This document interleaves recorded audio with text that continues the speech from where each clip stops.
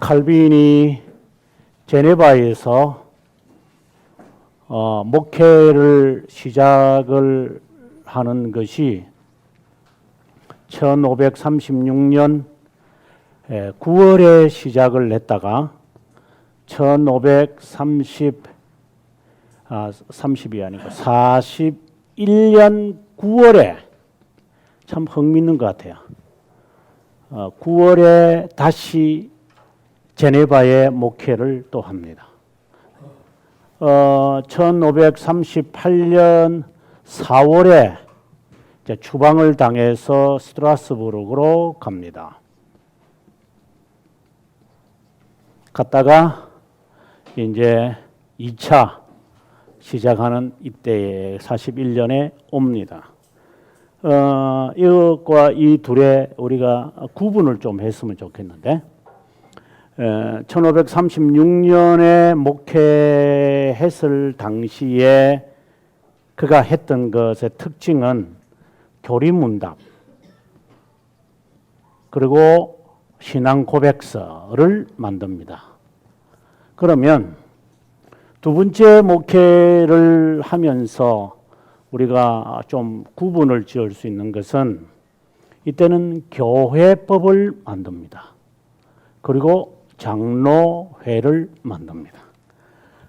그러면 성격이 좀 다르죠. 교리문답서와 신앙교육. 그래서 여기서는 삶을 강조를 했다면 처음에는, 두 번째에 와서는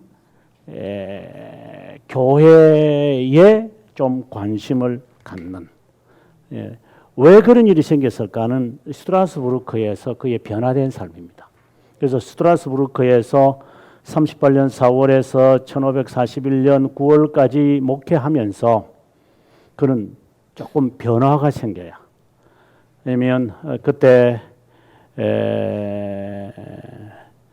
마틴 그 부처에 의해서 좀 도움을 받으면서 이제 스트라스부르크에서 목회를 하는데, 그러면서 앞으로의 목회, 이때는 목회를 한 건 아니죠.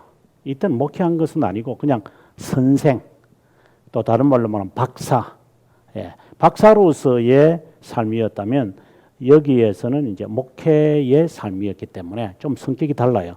그래서 스트라스부르크에 있을 때 그가 개정을 한 기독교 강요와, 이때는 한 뭐 20 몇 장밖에 안 됐지만 이제 목회를 마무리하면서 59년도에 기독교 강요를 만들 때는 내용이 전혀 다르게, 뭐 다르다기보다는 뭐 초판에 있는 내용과 2판에 있는 내용이 어떻게 될지 모를 정도로 완전히 뭐 한 70%가 에딩이 되면서 확 달라지게 되죠.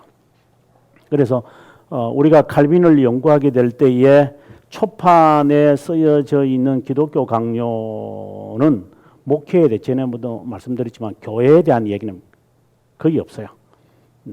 그 이유가 스트라스부르크를 거치면서 그는 교회에 관한 이야기가 많아진다라고 하는, 그것을 우리가 좀 알 수가 있겠죠. 자, 그러면 36년에 그가 이제 세 가지의 중점을 뒀다 하고 426페이지에 이야기를 하고 있습니다. 보시면 밑에 보시면 도덕 그리고 훈련 3. 당시에 제네바 교회가 한편으로 5월 달에 지난 시간에 말씀드렸다시피 1536년 5월에 이들이 종교개혁을 해서 로만 가톨릭으로부터 프로테스탄트 개혁신학으로 바뀌었잖아요. 그러니까 삶이라고 하는 것은 안 변한 거죠. 삶은 여전히 로만 가톨릭처럼 방탕한 삶을 그들이 살고 있었습니다. 그러니 이것을 어떻게 바꾸어야 한다 하고 생각이 들어서 이제 시도했던 게, 그다음 보시면은 밑에 셋째 줄에 보면 로잔에서 돌아오자마자 교리문답을 작성하고 신앙 고백서를 작성을 하게 되어졌고, 그 다음에 성경은 모든 영혼이 반드시 복종해야 될 무오류한 권위를 가지고 있음을 이야기하면서 노예적인 복종이 아니라 이제는 자발적인 복종을 이제 요구하게 되어집니다. 427페이지 가보게 되어지면 나중에 이제 돌아와서는 이제 교리문답서를 인쇄를 하게 되어지지만 이때 작성을 해서 가르치게 됩니다. 427페이지 보면 이제 그가 작성한 교리문답의 앞부분만 제가 인용을 하고 있는데 이 칼빈이 작성한 인쇄된 것은 41년이라 그래서요. 이때 만들어진 그 주네브 그 교리문답서가 나중에 1571년 엠든 종교회의 때 인준을 받게 되잖아요. 이제 이 내용들이거든요. 그래서 이 내용이 이제 나중에 없어지게 됩니다. 왜 그런가 하면 하이델베르크가 훨씬 내용이 더 완비되었기 때문에 하이델베르크로 바꾸게 됩니다. 그 다음에 이제 우리가 넘어가도록 하겠습니다. 좀 뒤로 넘어가서 칼빈이 이제 추방당하는 이야기를 봅니다. 430페이지 보시면 위에 우리가 그 제네바를 생각하면서 하나의 우리가 동시에 생각해야 되는 것은 제네바 시를 우리가 한번 생각했으면 좋겠어요. 제네바 시의 구성은 200인, 그 다음에 25인, 그 다음에 4인.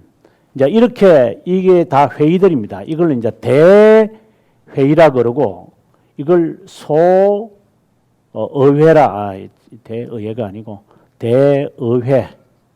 그 다음에 이제 이것은 4명의 모임이라고 하는 핵심 모임이라고 하는 4명의 사람들이 모이는 이런 그 시의 구조로 되어 있습니다. 그래서 이 제네바 시를 이해할 때는 꼭 기억을 해야 됩니다. 200명이 모여 있는 대의회, 뭐 어떤 때는 250명도 됩니다. 이게 우리가 흔히 말하는 이제 전체 국회라고 하고 소의회라고 하는 것은 우리가 지금 같으면은 무슨 우리나라에 보면은 뭐 의회도 회의, 국회의원도 분과가 있잖아요. 그런 분과 그런 모임인데도 뭐 이렇게 분과된 것이 아니라 핵심 분과장들이 모이는 또 회의가 있습니다. 굉장히 중요합니다, 이게. 그 다음에 실제로 행정을 맡아서 하는 사람들. 그래서 이제 이게 제네바를 이해하는 데 아주 중요한 관점이죠. 그래서 칼빈이 이제 교리문답서를 만들거나 신앙고백서를 만들었을 때 먼저 이들에게 허락을 받아야 돼요. 그리고 난 다음에 여기서 통과되면 소의회에서 이것을 또 통과시켜요. 그러면은 이 사람들이 이제 결정 난 것을 따라서 이 사람들이 이제 그대로 시행을 한다. 이렇게 되어 있거든요. 이게 이제 제 책에 다 이렇게 다 숨겨져 있습니다. 자, 문제는 이제 칼빈이 추방을 당할 때 어떤 일이 생겼느냐가 문제가 되는 거죠. 칼빈이 1536년 9월에 이제 200인 대의회 앞에 이제 소개가 돼요. 파렐이 소개를 하거든요. 이제 이 사람이 이제부터 강의를 할 겁니다. 그리고 나를 대신해서 이제 설교도 할 수 있습니다. 뭐 이런 이야기를 했을 때 이제 사람들은 그래 뭐 칼빈에 대해서 잘 모르니까 예 하고 인정을 했어요. 그러고 난 다음에 이 의회에게 교리문답서와 신앙고백서를 제출해요. 그럼 이 사람들이 그래 그러면 그들 하세요. 이때 당시에는 그렇게 문제가 되지를 않았습니다. 왜냐하면 다 그때 종교개혁의 주축을 이루는 정치인들이었으니까. 그런데 문제는 이제 38년 정도 되니까 임기가 끝나면서 사람들이 교체가 되는 거야. 교체가 되면서 이 4명의 사람들은 전부 칼빈을 반대하는 사람으로 바뀌는 거야. 이게 정치적 변화가 막 생기는 거야. 25인에도 마찬가지고. 이제 그렇게 되면서 이 정치적인 상황이 바뀌니까 칼빈과 파렐이 강력하게 삶을 강조하는 이 자체가 삶을 강조하는 것이니까 삶을 강조하는 것에 대해서 불편을 느끼기 시작하는 거야. 이제 그런데다가 칼빈이 이제 무엇을 시도하느냐면 매주 성찬식을 이제 하잖아요. 매주 성찬식을 하면서 거역하는 사람들과 신앙생활을 제대로 안 하는 사람은 출교를 시키거든요. 이게. 여기에 이 사람들이 이 네 명이 다 해당이 되는 거예요. 그러니까 밖에서는 지도자인데 교회당에 오면 교회당이 없는 거예요. 그런데 사람들은 이 비난이 자연스럽게 나타날 수밖에 없고, 그리고 이 사람들과 이 사람들에도 다수가 칼빈을 반대하는 사람들로 채워지기 시작하니까 이제 칼빈과 파렐의 위치는 이제 흔들리기 시작하죠. 차라리 우리가 그 출애굽하는 것처럼 뭐 신학이 중요하고 뭐 신앙이 중요하냐 이러면서 출애굽한 이스라엘 백성들이 제자리로 돌아가겠다라고 하는 그러한 모습으로 애굽으로 돌아가겠다. 이제 이런 일이 이제 38년에 일어나는 거예요. 칼빈이 너무 강력하게 이제 해버리니까.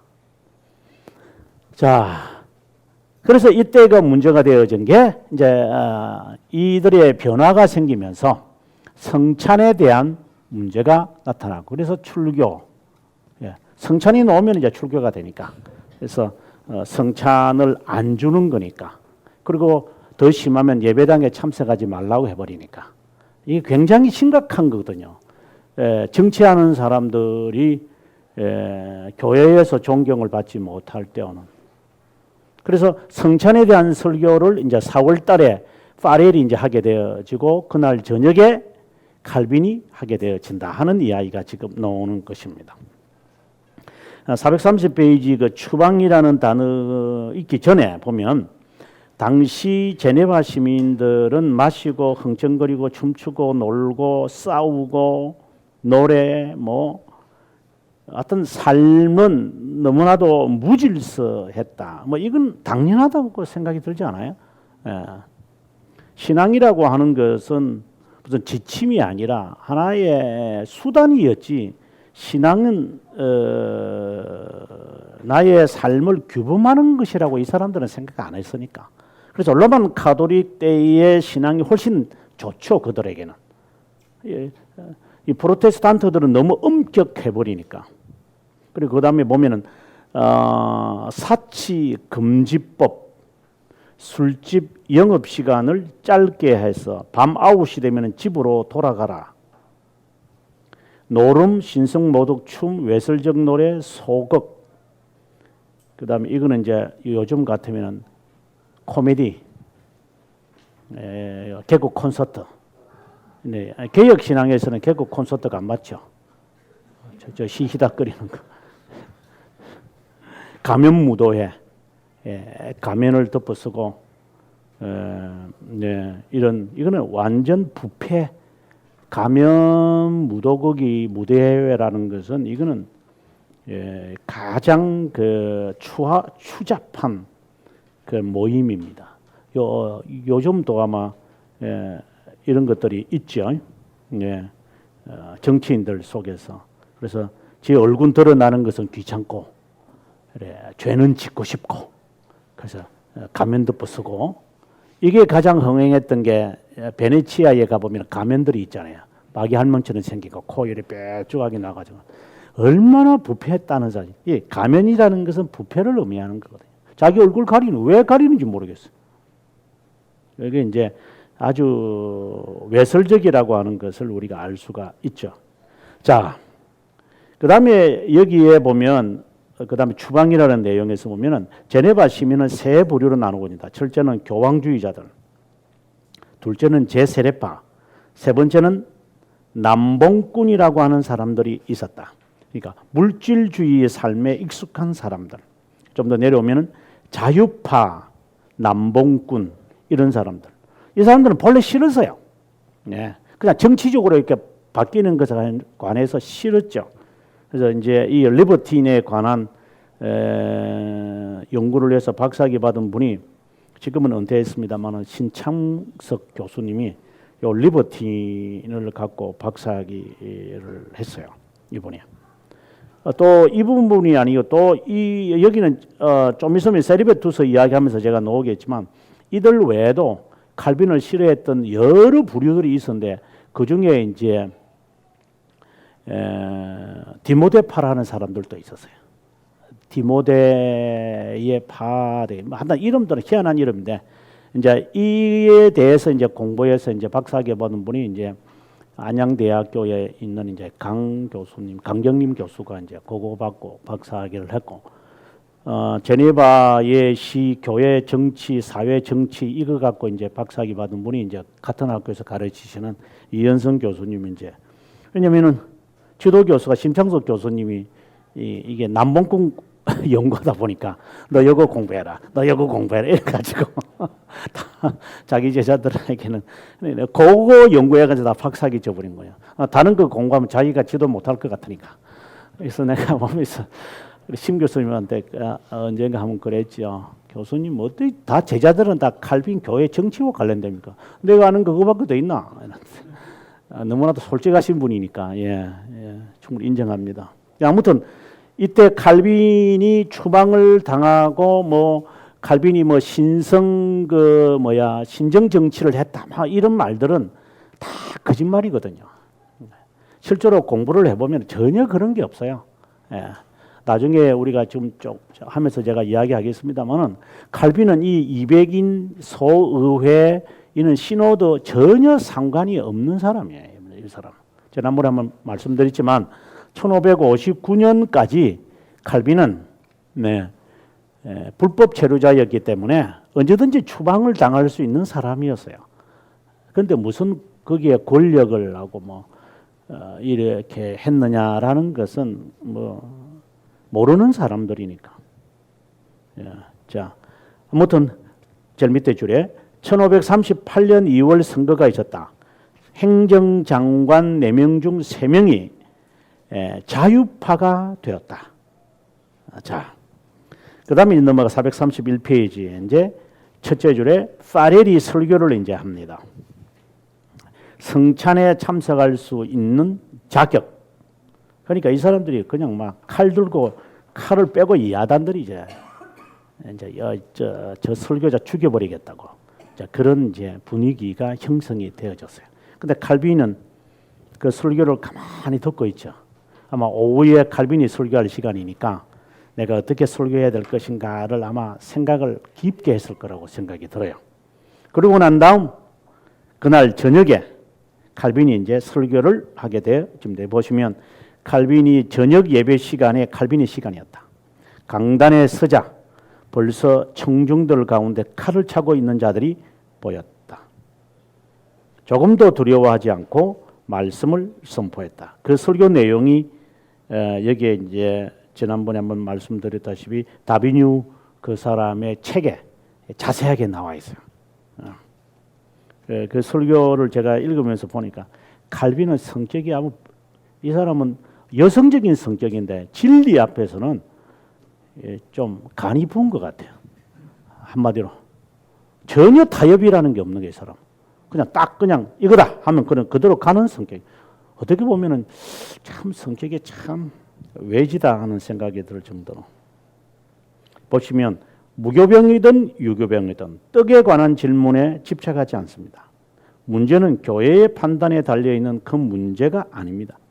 성찬을 정리하지 않으려 한다면 그것은 이 과정에 우리가 직면한 더 큰 어려움이 있습니다. 사람들의 무리와 참남한 행동들, 방탕한 행위, 무질서, 혐오, 하나님과 그분의 복음을 냉소하는 것, 마을에 퍼져 있는 종파들, 그 이유는 공적으로도 또 처벌도 없이 수천의 조서들이 하나님의 말씀에 반대하여 성찬에 반대하여 발언되고 있다는 사실입니다. 다른 말로 말하면 하나님의 영광이 사람들로 인하여서 조롱을 받고 있다라고 하는 것에 꽂혀 있는 것 같아요. 그러니까 그 다음 사람들이 그냥 막 덜썩덜썩 하는 거죠. 그래서 또 아까 말씀드린 대로 이 4명의 시노드 가운데서 사람들이 뭐 세 명이니까 추방시켜 이렇게 결정을 내릴 수밖에 없었습니다. 432페이지 보면 이제 스트라스부르크로 그는 가고 파렐은 지난 시간에 말씀드렸다시피 뉴샤텔로 가게 됩니다. 그때 칼빈의 심정입니다. 7월에 그의 친구 띠에에게 편지를 쓰는데 그때 이제 아주 간단하게 이렇게 말을 합니다. 선생님, 존은 자기를 말합니다. 편지도 없이 당신으로부터 멀리 떠났다고 부정적인 생각을 하지 않기 바랍니다. 단편적인 대화를 가지는 것보다 많은 일들을 대화해야 할 필요성을 느꼈기에 당신에게 알리는 조차 나에게 너무 힘들었기 때문이다. 다시 말씀드리면 자세하게 설명하지 않고 뭉클거려 말하는 것이 나에게는 매우 힘들다는 의미입니다.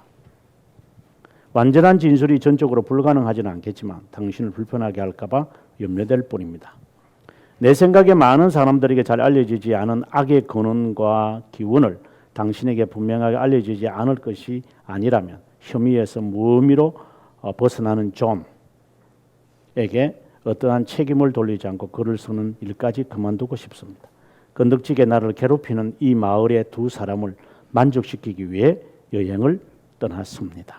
여기 보면 쥐릭, 베른, 바젤, 스트라스부르크, 비엔너 이런 곳에서 회의를 소집하는 것이 적절한 해결책이라 여겨집니다.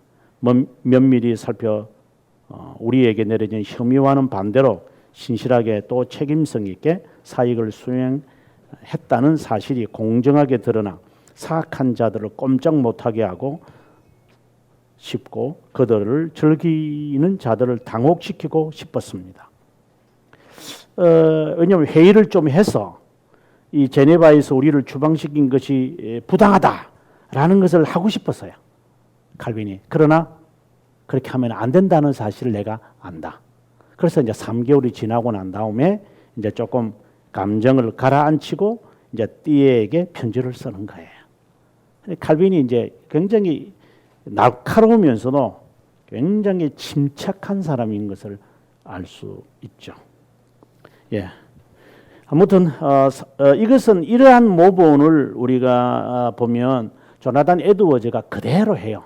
조나단 에드워즈를 보면 조나단 에드워즈가 성찬 문제 때문에 추방당하잖아요. 그죠? 23년간 목회하다가 결국은 그가 47세에 이제 추방을 당하는데 그 당하고 난 다음에 그가 뭐 노회에 뭐 청원하거나 이렇게 안 해요. 그냥 그대로 받아들이는 거예요. 이게. 그리고 인디안들을 위한 목회지로 가는 이러한 모본은 정말 조나단 에드워즈에게서도 정말 좋은 점이다. 특히 스트라스부르크에서 목회하게 되어지는 칼빈에게도 큰 심정에 온화함이 있지 않았나 하는 생각을 합니다. 그래서 지금의 모습하고는 좀 많이 다르다는 생각을 가져봅니다. 그 다음에 이제 넘어가서 이제 스트라스부르크로 가서 이제 어떻게 되어졌는가 보시면 434페이지에 사진 바로 옆입니다. 스트라스부르크는 프랑스로부터 수천 명이 핍박받은 사람들의 피난처였다. 왜 그런가 하면 제국 도시였기 때문에 그렇습니다. 또 칼빈이 또 이곳에서 공부하고 싶었죠. 왜냐하면 자신이 이게 도망 다니는 사람이었으니까 좀 신앙의 자유가 있는 곳에 가서 공부하고 싶었던 마음이 있었던 것이니까 오히려 잘 된 거죠. 그래서 9월에 이곳에 와서 일주일에 4번 설교를 하고 성경을 연구하고 최초의 로마서 주석을 여기서 씁니다. 계속 이제 강의를 하면서 여기 보시면 3군데에서 이제 목회를 했는데요. 첫 번째는 생 니콜라, 지금 사진에 나와 있는 생 니콜라 교회고, 두 번째는 샤트 마달렌, 보통 우리는 이제 성경에 나오는 막달리아 그 교회에서 샤트 막달레에서 이제 목회를 했고, 그 다음에 도미니코 수도에 속하여 있는 조그마한 교회에서도 목회. 밑에 각주 보시면 현재 템플 뉴프라는 이름으로 개명돼서 나중에 칼빈이 목회를 주로는 니콜라에서 하지만 가서 설교들을 했던 장소가 막달린과 그리고 밑에 각주에 보면은 템플, 그 뉴포에도 한번 가보시면 칼빈의 책상이 있어요. 그러면 책상이 있어서 여기서 칼빈이 했다 이러는데 제가 볼 때는 아닌 것 같아요. 제가 가보니까 너무 새거라. 이게 500년 되지는 않은 것 같아요. 그냥 막 칼빈을 막 찾아오니까 사람들이 그냥 하나 이렇게 딱 만들어 놓고 그래서 우리가 아다시피 생피에르에 있는 그 의자도 저게 500년 된 의자가 아니잖아요. 딱 보면 알잖아요. 한 50년 정도 된 것 같고 이제 그런 거니까 그냥 하도 칼빈 하니까 이제 사람들이 만들어 놨지 전혀 아니라고 하는 것만 좀 아시면 네, 좋은 것 같아요. 그러나 그분들에게 가서 제가 전에 한번 가서 이게 물어봤죠. 칼빈이 여기서 정말 설교했느냐 이러니까 그 설교한 것은 틀림없다고. 그래 어디서 했느냐고 내가 물었죠. 그 자기도 모른대요. 그럼 이 책상은 어디 있어? 이제 여기에 그 막델렘 교회에는 의자가 있고 여기 템프 뉴포에는 이게 책상이 있어요. 그래서 이 책상은 어디서 나왔느냐고 하니까 모른다고. 아니 전쟁해가지고 지금 다 쑥밭이 됐는데 어디 칼빈 거 이렇게 500년 동안 남겨놨겠어요. 그래서 막 그런 거 전혀 신경 쓰지 마시고 그냥 이런 건물에서 칼빈이 이렇게 왔다 갔다 하면서 설교를 했구나 이 정도 알면 좋을 것 같아요. 네. 그 다음에 기독교 강요의 개정을 했고 교리문답서도 개정하고 그 다음에 이제 성찬에 대한 칼빈의 입장인데 이것은 이제 쩌빙걸리와는 견해가 다르다. 이거는 우리가 이해하면 좋겠어요. 쩌빙걸리는 상징설이라고 그러고 우리가 칼빈 같은 경우에는 이제 영적인 임재설이다. 이제 이렇게 말을 하기 때문에 좀 견해가 달라요. 우리가 중세 시대에 성찬론 논쟁이 있었어요. 라드베르투스라는 사람과 라트람누스. 이 논쟁이 굉장히 중요하죠. 라트람누스와 라드베르투스.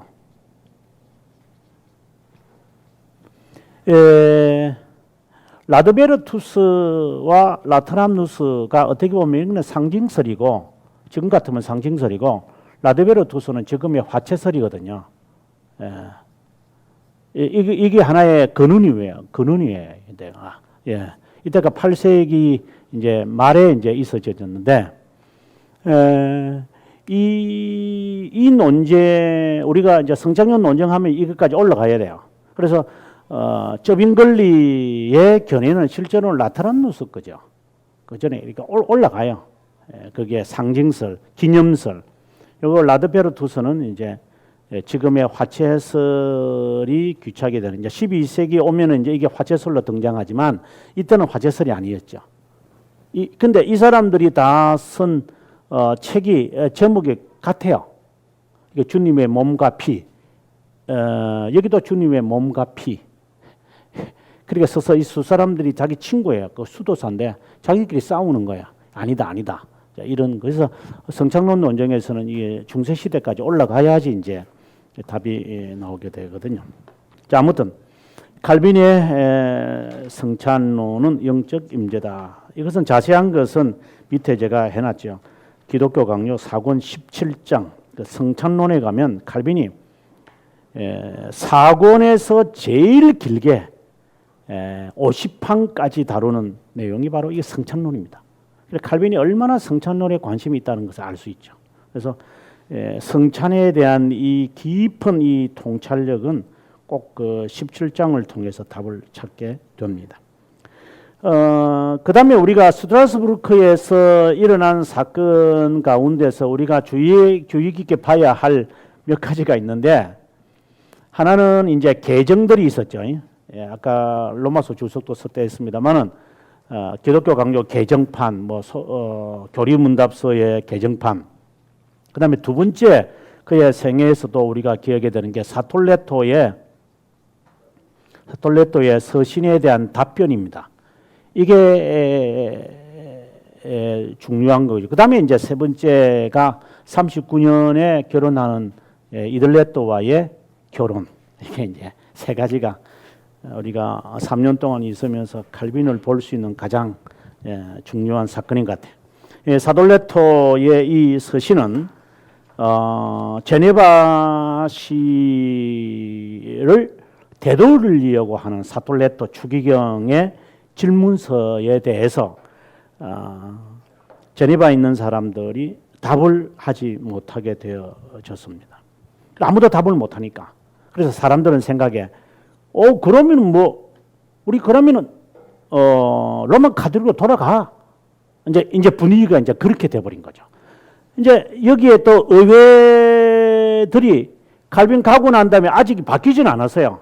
그런데 로마 카톨릭적인 성격은 갖고 있어도 로마 카톨릭으로 돌아가면 사보이 가문이 와가지고 자기들 다 없애버릴 거니까 그거는 싫고 그럼 이건 어떻게 해야 되나? 이렇게 했을 때 사돌레토의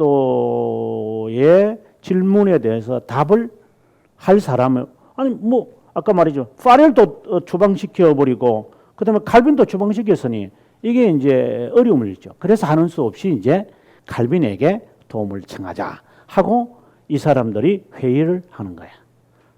이제 이 울며 겨자 먹지요. 이걸 안 하면 안 되니까. 정치적으로 어쩔 수 없이 칼빈을 붙잡아야 된다.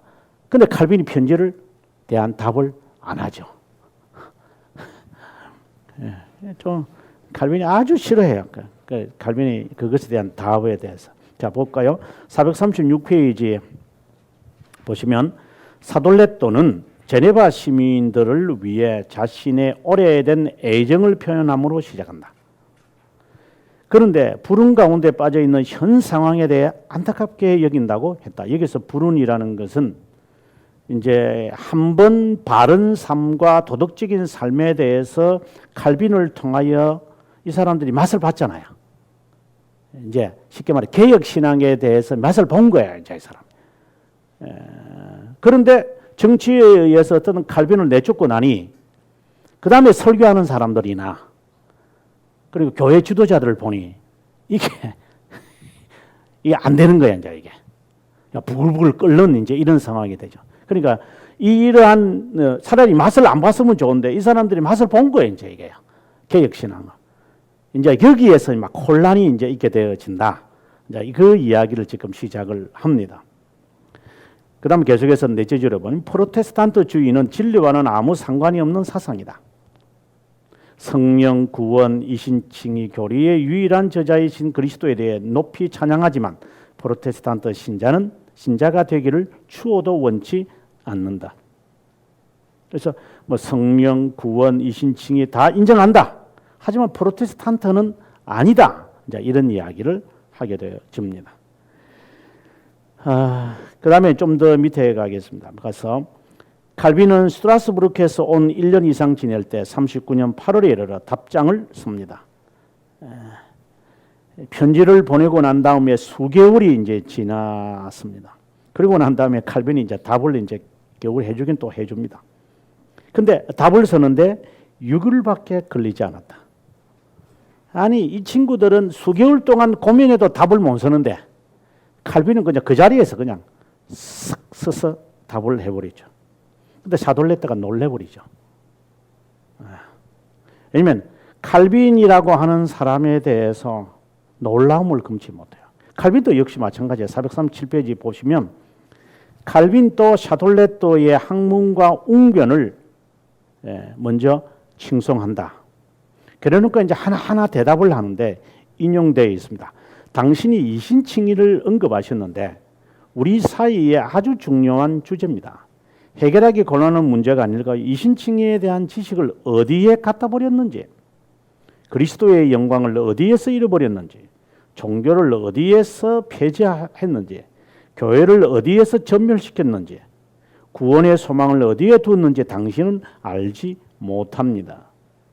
사람의 기억에서 지워버리려고 노력했던 그것을 우리는 강력하게 주장합니다. 성경은 이신칭에 대해 분명하게 설명하고 있습니다. 여러 교회들에서 가르쳐져야 하는 교리를 당신은 무시하고 있다. 모든 것을 믿음에 두므로 우리가 행위를 위한 어떤 여지도 남겨놓지 않는다고 하며 우리들에 대한 편견과 오해를 갖고 있습니다. 이건 뭘 말할까요?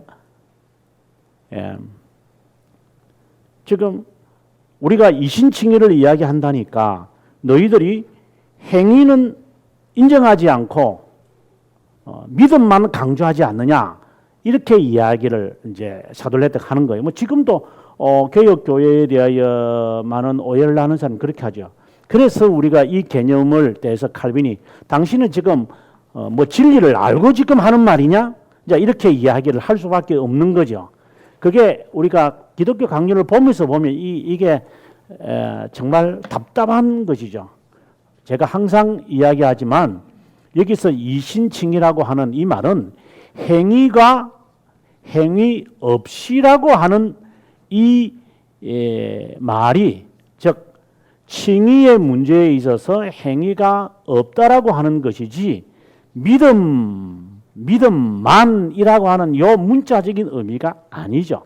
저는 늘 하는 이야기지만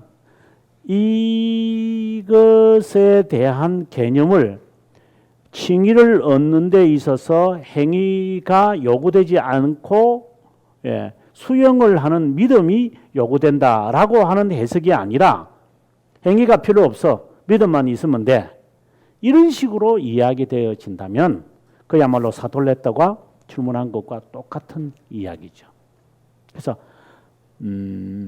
지난번에 제가 말씀을 한번 드렸다시피 중생다움에 받는 세 가지가 있다고 했습니다. 하나는 칭의고 그 다음에 양자됨이고 그 다음에 또 하나가 성화라고 했습니다.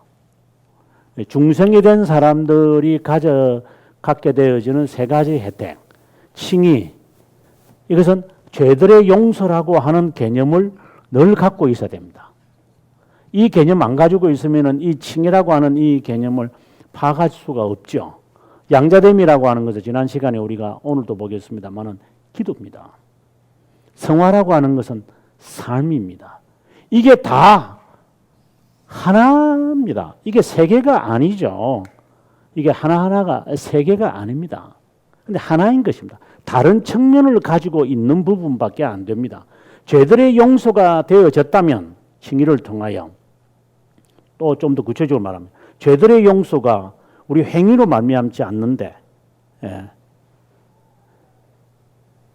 그것이 죄들의 용서가 이루어졌다면 그 주기도문에서 이제 오늘 주기도문 제가 설명하겠습니다만 왜 너는 이웃을 용서하지 않느냐?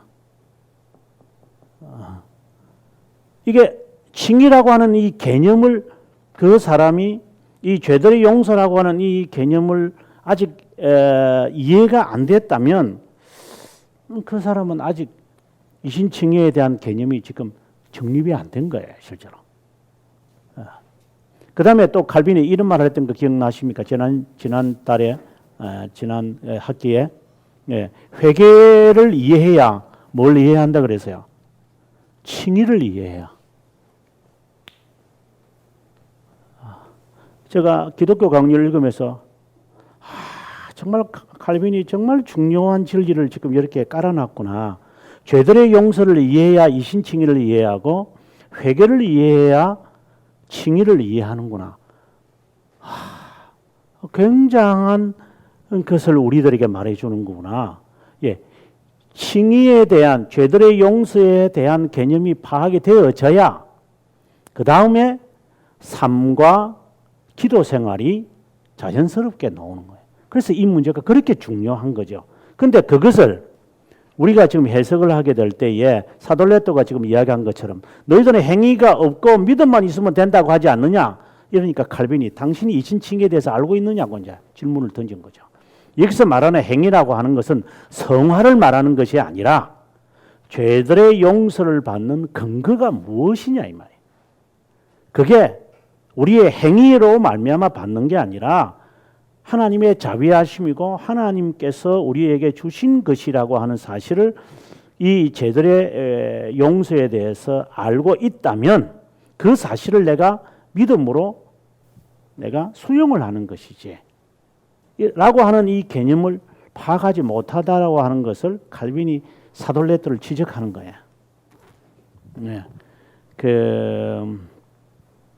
아무튼 이 가끔씩 이렇게 목사님들이 이렇게 앞에서 좀 뭐 하신다고 설교하시는 것을 이렇게 강의하는 세미나 이렇게 가끔씩 제가 들어보면 모르겠어요. 제가 다 안 들어서 그러니까 모르지만 저분이 뭔가 잘 모르는 것 같아요.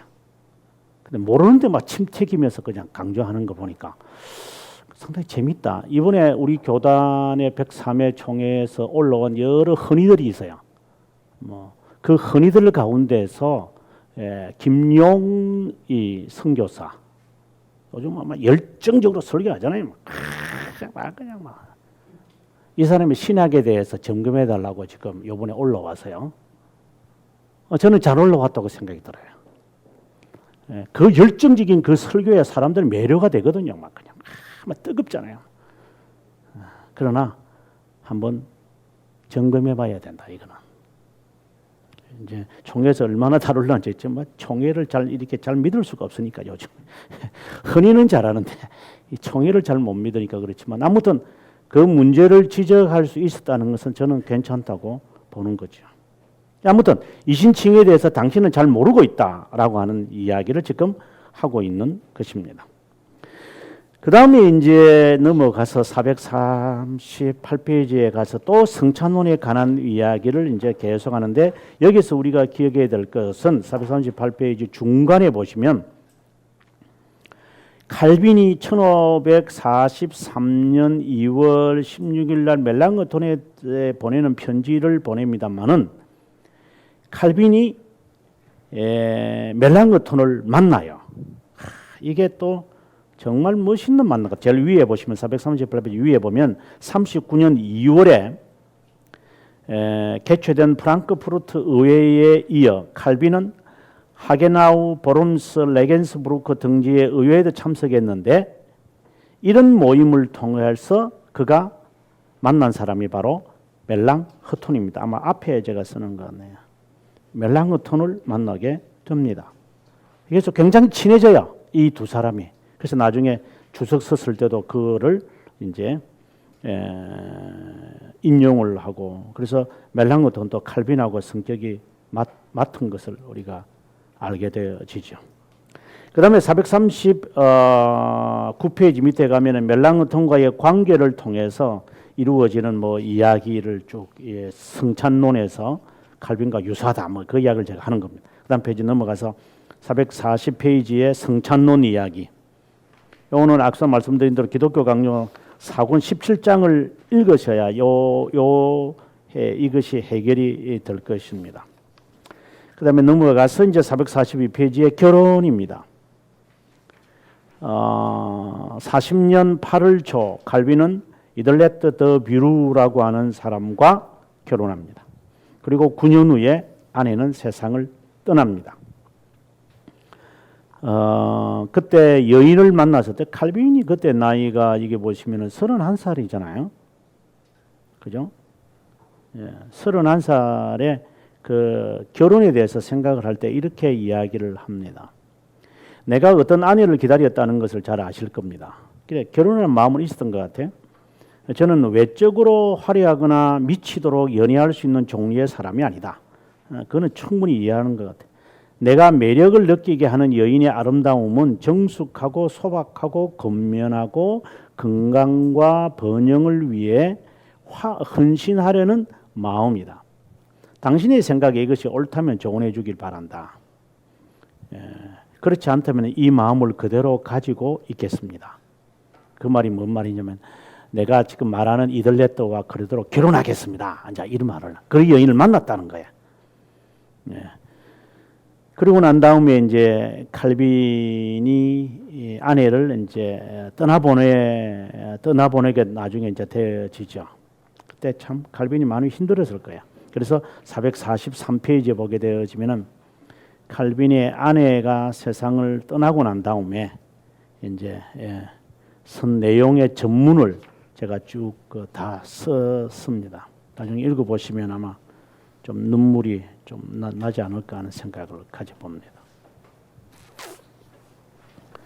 아직 제가 출판은 안 했습니다만 이들레트의 생애에 관한 그 책을 번역을 해놓은 상태인데 물론 그게 이제 소설이니까 아마 좀 그렇지만 그러나 여러 자료를 통해서 쓴 내용이니까 좀 믿을만 하죠. 이제 거기에 보게 되어지면 이들레트와 결혼하는 이유를 이제 그 책에서 이렇게 말을 해요. 이들레트가 여기 보면 과부잖아요. 그래서 처음에는 자기 남편하고 칼빈을 많이 도왔던 것 같아요. 근데 칼빈이 이제 혼자 있으면서 늘 병과 함께 지냈으니까, 근데 그걸 굉장히 측은히 여겨서 이들레트가 항상 그에게 음식이나 옷이나 이런 걸 많이 제공해 준 것 같아요. 예. 칼빈이 굉장히 고마워했고 그랬어요. 근데 이 남편이 전염병으로 죽어버려요. 그러니까 이 이들레트의 마음은 저분이 저렇게 훌륭한데 저 건강 때문에 힘들어하고 정말 이게 결혼할 생각은 없었죠. 이들레트가 저런 분하고 결혼한다는 것은 이들레트 생각은 감히 할 수 없으니까.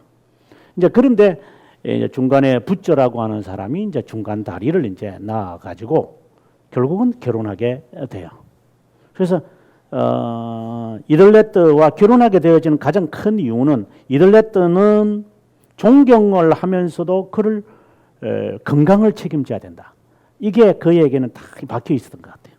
네. 그리고 칼빈 같은 경우에는 이 여인과 결혼해야 되겠다고 생각할 때 그동안에 늘 생각해 왔던 그 여인상을 이 여인에게서 그는 보는 거예요. 착하고 그리고 헌신적이고 그리고 온화하고 이런 성품들이. 그래 칼빈이 이제 본래 성격이 그러니까.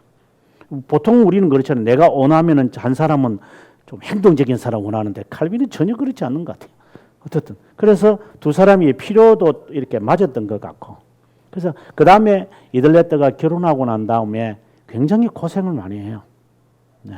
그래서 이 사람이 이제 어떻게 보면 필요에 그리고 몸이 약한 여자였으니까 결국은 세상을 떠나지 않았나. 근데 결국은 칼빈의 생각에 자기 때문에 죽었다고 생각을 하죠. 너 정말 고생 많이 했다. 그래서 그 나중에 꼭 한번 읽어보셔야 됩니다. 이 칼빈이 자기 아내를 보내고 난 다음에 그 마음의 그 심정을 이렇게 막 토로하는 이야기가 막 나와요. 많이 아쉽죠, 이제 그게 마음에. 그 다음에 칼빈은 이제 더 이상 결혼하지 않아요. 존 녹스 같은 경우는 결혼하잖아요. 이제 나이가 많았을 때 이제 그래서 존 녹스에 관해서 사람들이 비판한 것 가운데 나이 들어가지고 노망이 들었나 결혼했나 뭐 이러는데 결혼할 때가 되어져서 결혼했겠죠. 뭐 그걸 가지고 뭐 젊은 사람하고 또 결혼했다 그러고 막 이래가지고 또 비난하고 이러는데 칼빈에 대해서는 조롱할 게 없으니까 이제 뭐 한 말이 없겠죠. 자, 444페이지 앞서 말씀드린 대로 이제 이 사람들이 이제 위기를 느껴서 칼빈에게 사돌레토에게 답변을 부탁을 했고, 그러다가 41년이 되어질 때 이들이 바뀌어지는 거예요. 자, 이거 보시면, 자, 보면 칼빈을 추방시키는데 주도적 역할을 했던 4명의 행정장관들이 이제 참수형을 당한다거나, 예, 위조죄를 범한다거나, 모반죄를 벌인다거나 이런 일을 당하다 보니까 사람들이 이제 바꾸게 되어졌던 것이죠. 그 다음에 두 번째 상황이 뭐냐면 혼란으로 접어들게 되어졌다. 근데 이것을 수습할 사람은 누구이겠는가? 이랬을 때 사람들이 이제 칼빈을 이제 요구하게 되어졌던 것이죠. 그때 40년 이게 445페이지에 한 7줄을 내려오면은 40년 10월 23일 파렐에게 보내는 편지에서 제네바 특사가 이제 왔는데 칼빈의 심정을 이제 이야기합니다. 내 절대 안 돌아간다. 그 밑에 보시면 그래요. 저도 저 자신을 설득시킬 수 없다. 이제 이렇게 이런 이제 마음을 굉장히 분한 마음을 해요. 그 다음에 이제 10월 27일 날 얼마 후지요. 한 4일 후에 파렐에게 보내는 편지에서도 난 절대 안 돌아가. 뭐 파렐이 뭐라 했나요? 칼빈이 이제 화가 나니까 이제 쓰니까 뱉고 말이야. 이제 다니까 삼키려고 그래. 뭐 이런 제가 이게 번역을 했나 읽어보시면 그런 마음이 들어요. 이제 그런데 41년 8월에 이제 오기 전달이죠. 전달에 파렐에게 또 편지를 보냅니다. 그때 이제 제가 돌아갈게요. 사람이 바뀌어서 이제 돌아가겠다고 합니다. 그다음에 이제 넘어가서 이제 448페이지에 가서